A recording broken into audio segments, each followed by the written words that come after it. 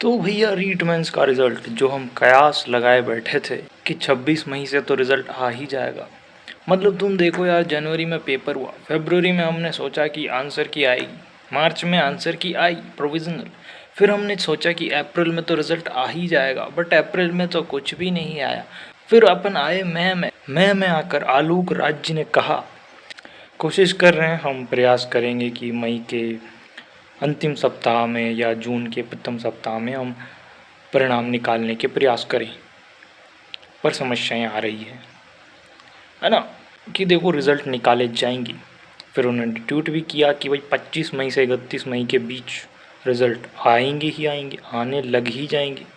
और फिर हम लोगों ने सोचा कि पहले हुआ था पेपर रीट मेंस लेवल 1 का, तो पहले तो लेवल 1 का ही रिज़ल्ट आएगा। हम सोचे बैठे थे कि 26 मई को यानी कि आज रिज़ल्ट आ ही जाएगा। पर फिर कल एक वीडियो आता है सामने आलोक राज जी का बयान देते हुए कि भैया देखो, जो सरकार ने, आप खुद ही देख लो यार। तो 7 परीक्षाएं हैं L1 L2 की, और ये परीक्षा जनवरी में हुई थी और हमारा प्रयास था कि हम इसी महीने में रिजल्ट निकाल दें, और हमारा प्रयास अभी भी है।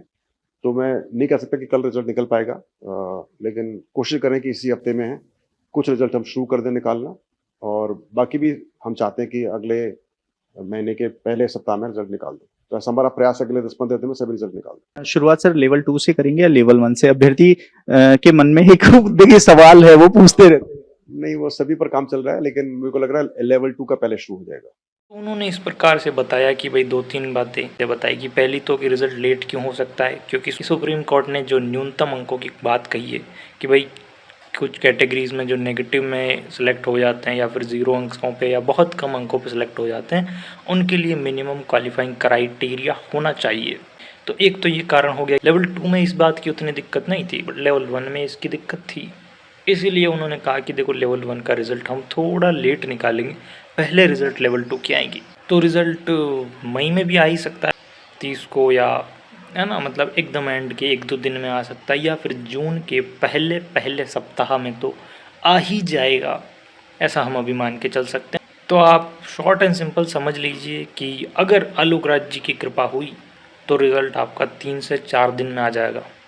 और अगर उनकी कृपा करने में थोड़ा स्लो हो गया, अगर जियो का नेट उनको धोखा दे गया और उनका इंटरनेट स्लो हो गया, तो फिर जो रिज़ल्ट है वो आपका, मतलब कि जो आलोक राज जी की कृपा है वो आप पर थोड़ी लेट पहुंचेगी, करीब 5-6 दिन, 6-7 दिन बाद, 8-10 दिन बाद, 8-10 दिन लग सकते हैं आप तक आलोक राज जी की कृपा पहुंचने में।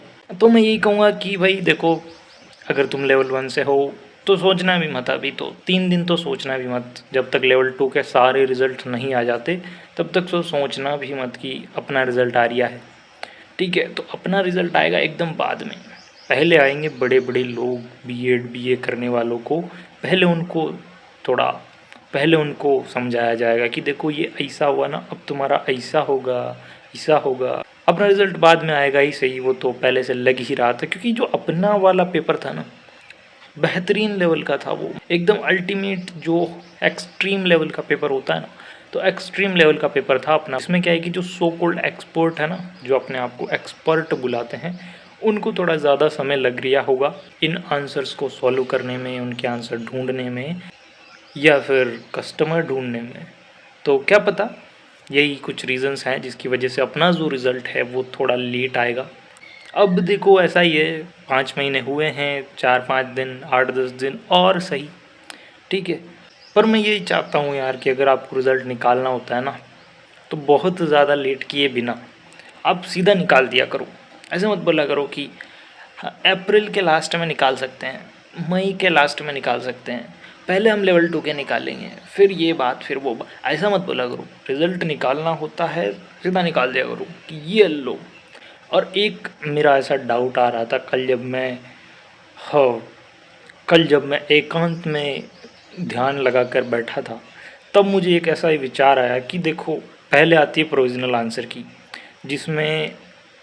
जिससे आपकी ओएमआर चेक नहीं हो सकती। कैसे होगी? क्योंकि उस पर तो आपने ऑब्जेक्शंस लगाए हैं, और ऑब्जेक्शंस क्लियरिफाई होने के बाद ही तो ओएमआर चेक होगी ना। प्रोविज़नल से कैसे हो सकती है? नहीं हो सकती।